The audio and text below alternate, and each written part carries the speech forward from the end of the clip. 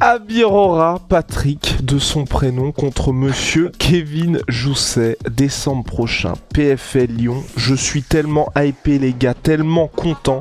On en avait déjà parlé, franchement c'est une excellente nouvelle pour le MMA français. C'est une très bonne nouvelle pour Patrick, très bonne nouvelle pour Kevin aussi parce que franchement, même si on souhaite tout le meilleur pour Abdul, c'était très dur j'ai trouvé pour Kevin qui partait de l'UFC, qui avait un gros fight, qui se prépare et qui malheureusement ne peut pas combattre. Là voilà, il a son gros combat. Pour Patrick, c'est le combat qui peut définitivement le faire passer dans une autre dimension. Le suspense est à son comble. Un choc francophone qui régale. Enfin, je sais pas ce que t'en penses, hein, mais vraiment, je suis chaud. Mais oui, non mais en fait, c'est ça qui est bien, c'est que c'est francophone, mais franchement, tu vois, vraiment, ça fait plaisir que les deux Gilles et Terme aient accepté ce combat. Parce que pour les deux, c'est pas si évident, tu vois. Pour Kevin Jousset, qui est un vraiment gros vétéran UFC, il sait que là, donc, le combat il va être vu comme potentiellement le passage de flanc, parce qu'il est encore jeune, hein, Kevin, mais c'est contre Patrick Abirora, qui est la nouvelle star, une des nouvelles stars du MMA francophone. Il accepte le combat alors que c'est potentiellement risqué, tu vois, pour lui, parce que si jamais il perdait contre Patrick Abirora, voilà, entre guillemets, tu sais, la nouvelle vague a pris le dessus, c'est comme ça que ce sera vendu. Pour Patrick Abirora, c'est risqué aussi parce que putain, faut se le farcir. Kevin Jousset, il est quand même très chaud. Il n'était pas à l'UFC pour rien. Et si tôt dans sa carrière, parce que attends, j'étais sur Tapologie. Attends, lançons le générique. Oui, pardon, je suis un chant ouf. Allez, on lance le générique. Winamax te rembourse ton premier pari en cash si celui-ci est perdant dans la limite de 100€ et en plus avec le code LASSUEUR10, 10€ supplémentaires en cash. Attention, les jeux d'argent sont interdits aux mineurs. Jouer n'est pas une alternative au travail et ne permet pas de s'enrichir, donc jouez de manière responsable. Donc regardons alors Patrick Abirora.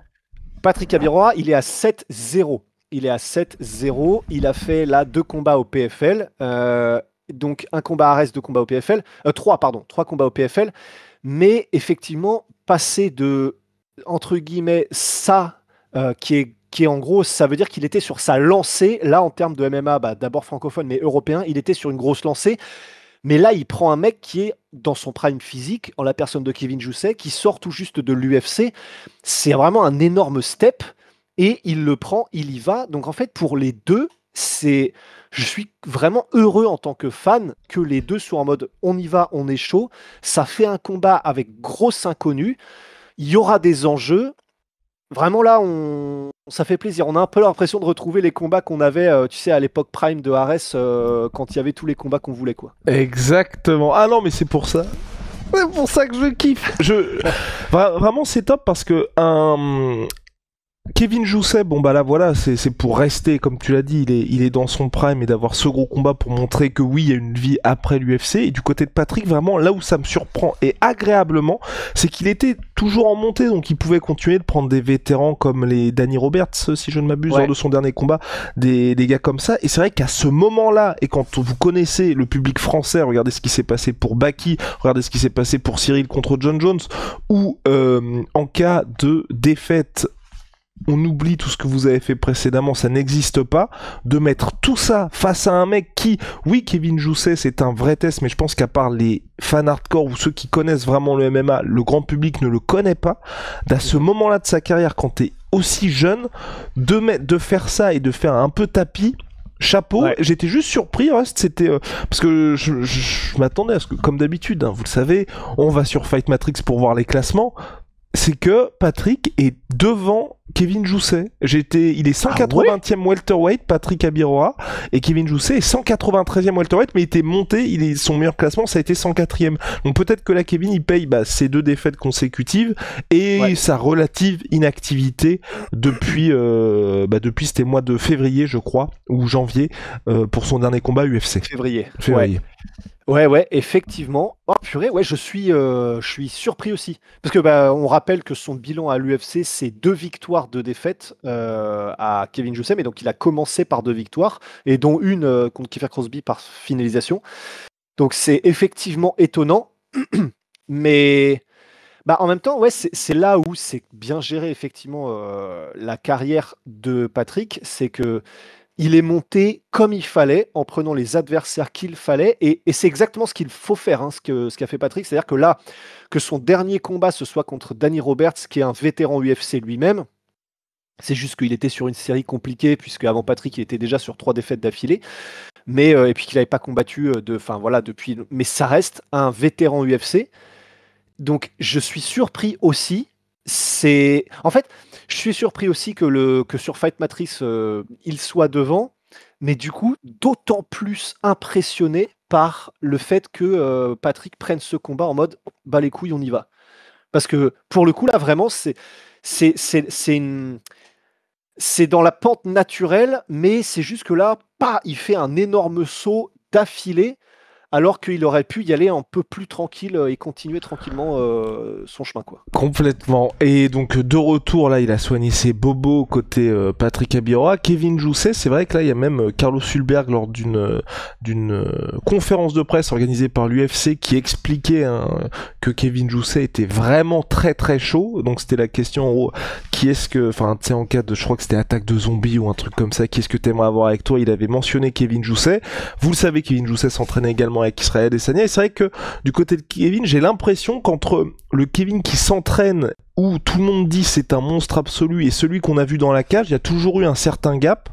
Il y avait aussi toutes ces questions de revenir un peu plus aux fondamentaux, à savoir le judo de son côté, et c'est vrai que là j'espère qu'on aura un Kevin Jousset qui aura réglé tout ça et qui sera à son plein potentiel contre Patrick Abiroa. Bah complètement, en fait, d'autant plus que, comme on le dit, il a 32 ans, Kevin Jousset.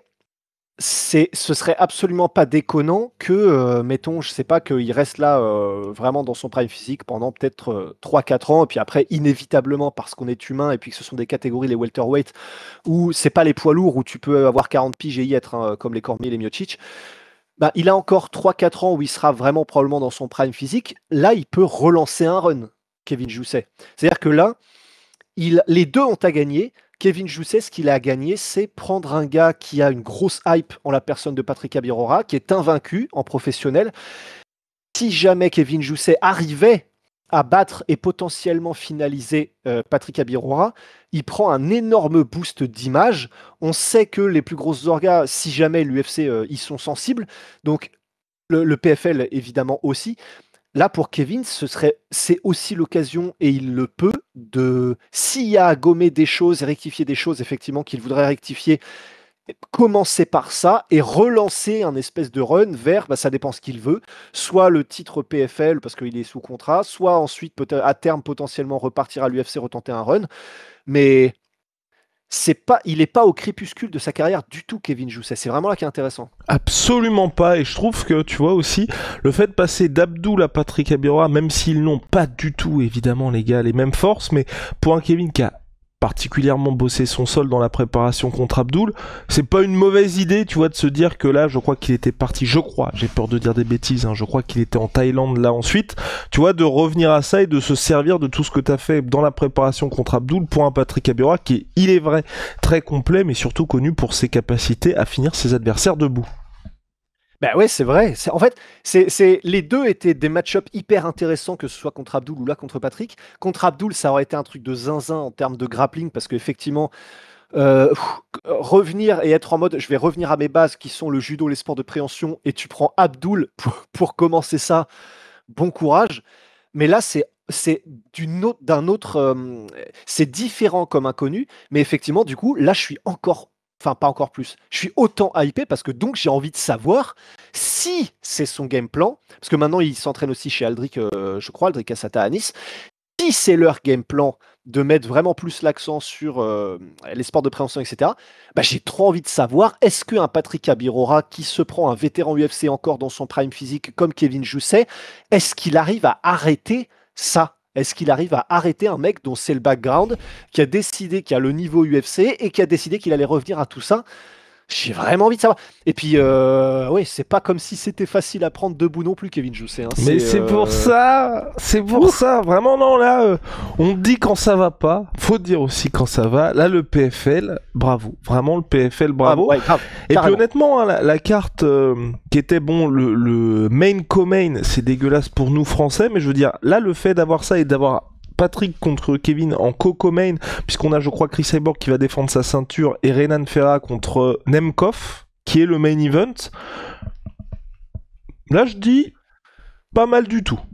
Ouais, c'est propre. Bah, en fait, c'est juste qu'effectivement, pour le grand public, tout le monde va s'en battre les couilles de main et co-main, même si c'est des bons combats en termes sportifs. Bah, un peu Tout le comme monde va quand s'en ils battre avaient les couilles, fait mais- Pachimix contre Magomedov, non? Je crois, en main event du Magomedov, PFL, un ouais, truc je comme crois que ça. c'était ça, ouais. Ouais, c'est ça. Oui, bah effectivement. Donc, bah voilà, si vous êtes du grand public et que vous n'êtes pas forcément fan hardcore et que vous Rentrez connaissez chez Patrick, vous juste après. barrez-vous immédiatement. Non, non, effectivement, voyez ça comme des combats bonus. C'est des combats bonus vraiment de très très grosse qualité parce que bah, Vadim Nemkov c'est quand même quelqu'un. Puis contre Ferreira, ça fait un combat qui est vraiment intéressant. Chris Cyborg, c'est Chris Cyborg. Donc c'est ouais voilà. Si vous venez parce qu'il y a Patrick, eh ben vous serez content parce qu'il y a Patrick Kevin Jousset. Et après petit bonus track avec 2 combats qui peuvent ne pas être piqués des hannetons. Et voilà, et puis parfois, les gars, les bonus tracks, hein, on sait ce que ça donne dans les playlists. Bon, allez, on a terminé, les gars. Mais bon, on prend notre petit magnésium de chez NutriPure, nos petites barres made in France, naturelles, les gars. Et Ça ne bouge pas. L'autofocus, là? Bah alors? Bon, en tout cas, vous connaissez les ingrédients que nous plébiscitons. Code la sueur, vous avez moins de Les 10% sur ingrédients. votre première. Les ingrédients, let's go! Pour votre première commande, vous avez moins 10%. Ensuite, moins 10% qui sont cagnotés pour les suivantes avec le code la sueur. Et puis, on est là aussi, Cocorico, en Wicked One, en mode lifestyle, tous les deux. Code la sueur, moins 20%. Voilà, attendez, je bois ça tranquillou. allez, prends tes petites pilules. Ouais. Mmh. Prends un cacheton, fais dodo. Je les bois autant que la concu. Et, et évidemment, Holy Moly, Et révolution pour dans les Halloween. boissons. Oh, ouh là là, les nouvelles saveurs. Il y a des nouvelles saveurs du côté de... Wow! Eh bah les gars, Halloween n'a jamais été aussi effrayant avec Holy Moly, code la sueur 5, ça bouge pas, moins 5 €. C'est donc boisson énergisante, thé glacé, boisson de réhydratation, milkshake et j'en passe. Là c'est pour tout ce qui est boisson énergisante et code la sueur 10, moins 10% sur les suivantes. Bye!